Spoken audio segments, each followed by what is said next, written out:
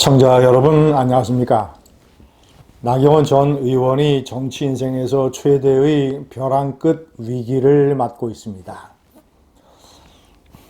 과연 윤석열 대통령의 압박을 이겨낼 수 있을 것인가? 이긴다면 명분이 어떤 게 있을 것인가? 진다면 정치적 장래는 어떻게 되겠는가? 시청자 여러분, 윤석열 대통령의 압박이 상상 이상을 보이고 있습니다. 우선 두 가지 쟁점이 있습니다. 하나는 첫째, 저출산 고령화 부위원장으로서 장관급입니다. 위원장은 대통령입니다.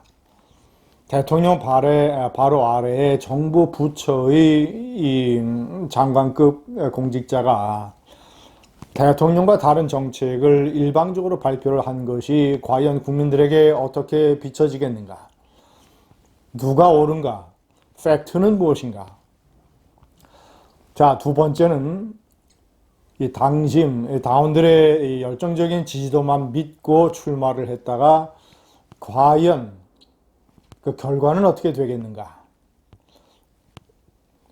시청자 여러분, 이 명분에서 일단 나경원 전 의원이 뒤지고 있습니다. 나경원 부위원장의 논리는 이렇습니다. 개인 의견이 아니다. 저출산 고령화 위원회에서 논의가 됐다. 두 번째, 정부 차관 회의에서 기획재정부, 국토교통부 이런 관련 부처들과 논의가 진행 중이다. 이런 설명인데 팩트가 다릅니다. 대통령실의 주장은 첫째, 저출산 고령화위원회가 한 번도 열린 적이 없다.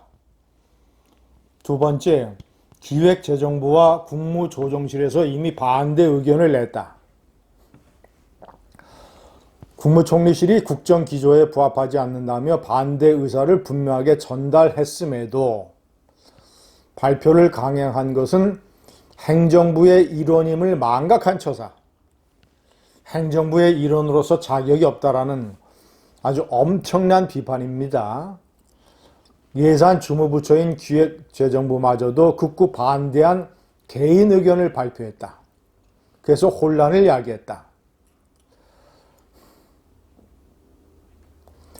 국가적 중대사인 인구정책을 총괄하는 부위원장으로서 지극히 부적절한 언행을 계속하고 있다. 더 방치할 수 없는 처사다.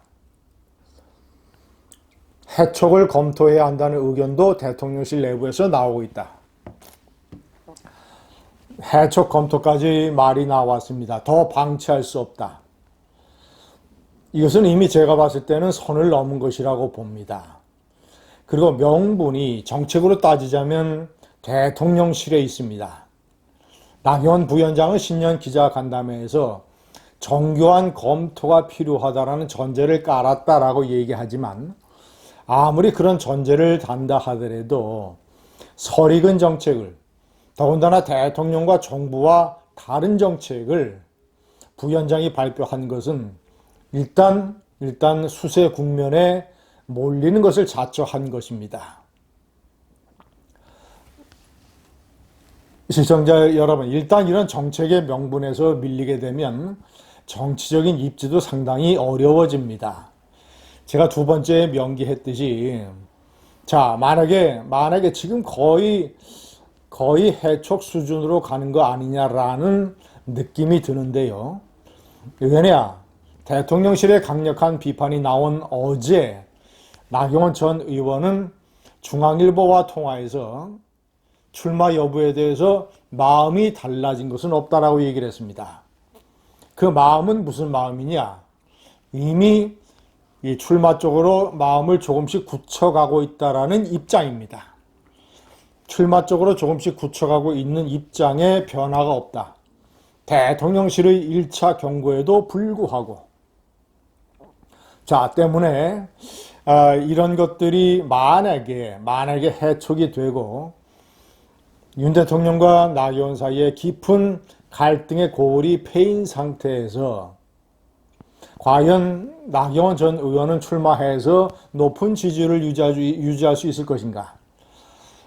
자, 신년 초에 여론조사에서 30%, 김기현 후보의 더블, 가장 최근의 여론조사에서는 35%까지 나온 것이 있습니다.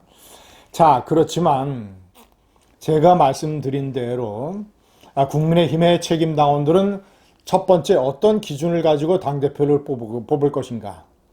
대통령과의 관계는 어떠한가? 만약에 이 사람을 당대표로 뽑았을 때 국정의 쌍두마차로서 대통령과 당대표가 협력을 해서 내년 총선의 승리를 가져올 수 있는 그런 하모니를 이룰 수 있을 것인가?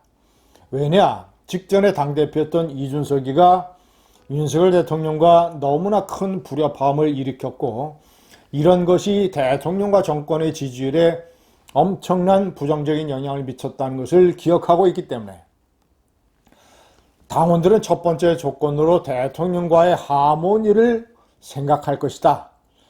그렇다면 만약에 해촉이 되거나 대통령실의 반대에도 불구하고 나경원 부위원장이 스스로 사퇴해서 출마를 강행하게 된다면 당원들이 생각하는 이런 상황에서 높은 지지율이 과연 유지될 수 있을 것인가? 그래서 지지율이 만약에 떨어져서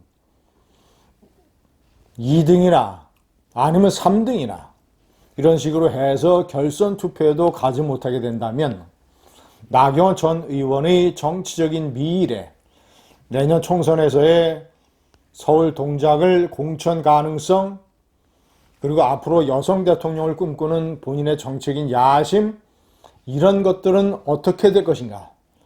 당장 내년 총선 공천에 부정적인 영향이 있지 않을 것인가? 이런 식이 나경원의 정치적 도박에 걸린 중요한 관건이라고 하겠습니다. 시청자 여러분, 제가 판단할 때 가장 중요한 것은 명분이 약하다는 것입니다. 나경원 전 의원은 본인의 높은 당원 지지도를 꼽고 있습니다. 그런데 그런 것들은 어제 오늘에 나타난 일이 아니라 상당한 지지율은 3, 4개월 전에도 있었습니다.